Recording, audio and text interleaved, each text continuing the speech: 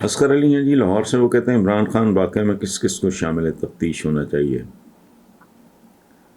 और मुझे ये समझ नहीं आ रही कि अगर ये होता है कि जी हमला हो सकता है तो वक्त से पहले हमला आवर का तयन क्यों नहीं कर पाते।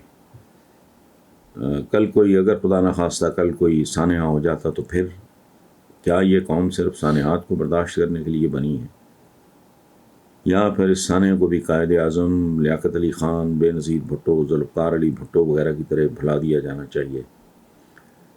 रहनुमाई फरमाएँ। हुज़ूर सियासतदानों को सुन सुन के थक चुके, वो सिर्फ एक दूसरे पे इल्ज़ामात ही लगा सकते हैं। आखिरी बात आपने बड़ी ज़बरदस्ती है, यही इनकी औकात है, एक दूसरे पे इल्ज़ामात लगाना, यही इनकी असल औकात है।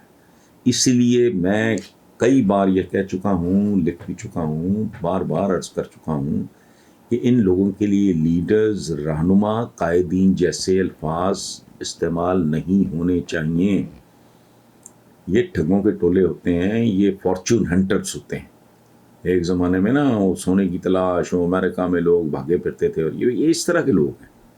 बनारसी ठग बड़े मशहूर हैं, अमीर अली ठग पे गोरों ने भी किताबें लिखी हैं। तो ये उस तरह की क्लास है।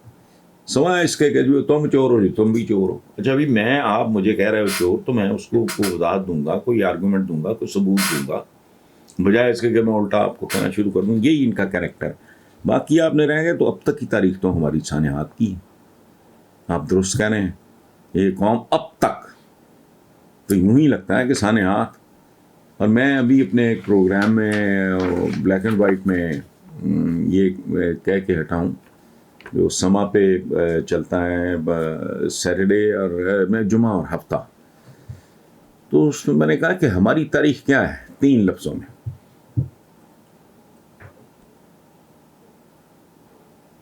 प्लंडर, ब्लंडर और सरेंडर। ये 3 लफ्ज़ हैं। प्लंडर क्या है? अंधाधुंध लूट मार, टॉप से लेके नीचे तक। जो बहुत छोटा आदमी है उसकी चोंच इतनी है, वो मुल्क की इतनी सी बोटी। जो बड़ा लीडर है और जिनका आप सबको पता है, नाम क्या लेना, उनके जबड़े हैं, वो पर्चे उतार लेते हैं मुल्क। ये तो हो गया प्लंडर। ब्लंडर कहते हैं भयानक गलतियां। उन्हीं के नतीजे में हमने ईस्ट पाकिस्तान गंवाया और बांग्लादेश बनाया। अब रह गया सरेंडर। तो सरेंडर सिर्फ हथियार फेंकने का नाम नहीं है भाई। इस मुल्क में रिश्वत है, बच्चा बच्चा जानता है।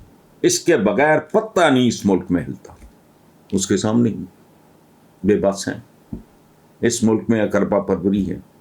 इस मुल्क में सिफारिश के बगैर काम नहीं होता, रिश्वत के बगैर काम नहीं होता। इस मुल्क में खुराक जाली और 2 नंबर, दवाएं जाली 2 नंबर।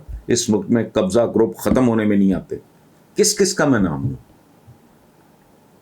जाली दवाएं यहां बनती हैं। इन सब के आगे रूहानी महफिलें बड़ी, इनके भाषण सुन लो, इनके बात सुन लो। कैरेक्टर क्या है लोगों का? मैं अब किसी लीडर की बात नहीं, मैं अपनी और आपकी और इन सब की बात कर रहा हूं। किस तरह के लोग हैं?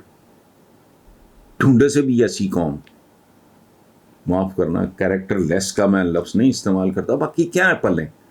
यानी शायद बेचना हो तो साथ इस्लामी लैब में ले जाएं तो पता लगता है ये कितना के इस्लामी है।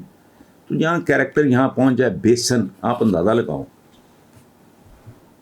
पढ़ी लिखी बेगमात भी जाती हैं और बेवकूफ बनती हैं और सोचती नहीं। कैसे? एक दुकान पे ग्रोसरी वगैरह की कोई अगर बंदा जाता है या खातून, इधर बेसन पड़ा है, इधर चने की दाल पड़ी। अब वसूलन बेसन को महंगा होना चाहिए, क्योंकि वो बेसन को पीस के बनाया जाता है, उसमें कोई वेस्टेज होती होगी, पिसाई में बिजली खर्च होती होगी, फिर उसका कोई पैकिंग मटेरियल में बेसन। चने की दाल तो लिफाफे में भी, शक्कर में भी डाली जा सकती है, उसके तो बगैर। वसूलन बेसन महंगा होना चाहिए। सरेआम बेसन सस्ता होता है, चने की दाल महंगी होती है। वजह क्या है? चूंकि बेसन में मिलावट हो सकती है, चने की दाल में हो नहीं सकती। ये मुल्क कहाँ पहुंच गया है कि लोग कहते हैं केला बेहतरीन फल है। वाह, मैंने एक बार पूछा केला क्यों बेहतरीन फल है? उसने कहा जी चूंकि इसमें मिलावट नहीं हो सकती, ये गिन के बिकता है, इसमें डंडी भी नहीं मारी जा सकती। एक मुल्क यहाँ पहुँचा हो कि अवामुन्नास में ये बात चलती है, लतीफ़ा बना हुआ है कि जी केला बेहतरीन फल है। जी वजह अच्छा होगा, लेकिन आप बताएं वजह क्या है? कि जी वजह सिर्फ ये है कि केले में धांधली नहीं कर सकता दुकानदार। तो जी 1 दर्जन है कि 2 दर्जन है, किलो में होता तो आपको पौना किलो मिलता। ये सूरत हाल है। Thank you very much. हाँ भाई।